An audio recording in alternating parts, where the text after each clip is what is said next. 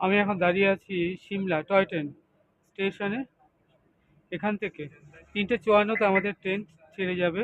Toy train পৌঁছাবে রাত 8:30টায় কালকা, এবং কালকা থেকে রাত 11:55-তে আমাদের ট্রেন কালকা টু হাওড়া। কথা বলতে বলতে সময় হয়ে এসেছে ট্রেন ছাড়বার। এক্ষুনি আমি গিয়ে বসবো এই ওয়েটিং রুম থেকে। AV3 আমাদের যে নির্দিষ্ট কম্পার্টমেন্টে রয়েছে, আমরা আমাদের সিটে গিয়ে বসবো।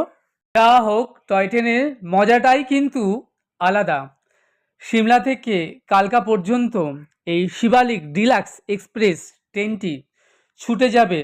এই রাজকীয় যাত্রাপথে 103টি টানেল অতিক্রম করবে। বারক টানেলটি প্রায় 1 কিলোমিটারও বেশি, যেটা পাহাড়ের ভেতর দিয়ে ট্রেনটি যখন ছুটবে একটা আলাদা একটা রোমাঞ্চকর ব্যাপার।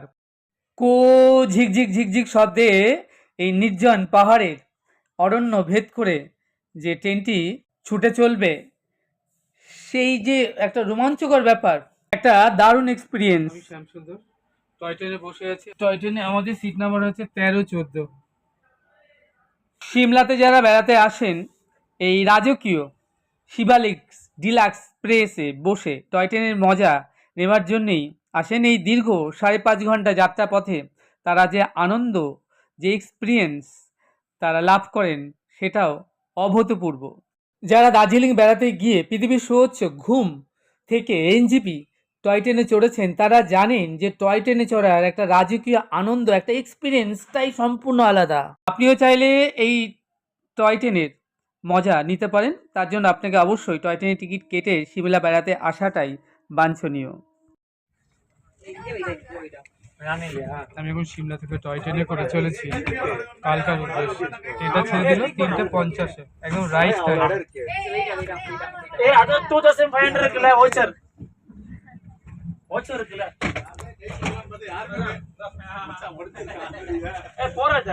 পৌঁছাবে রাত 8:30টায়।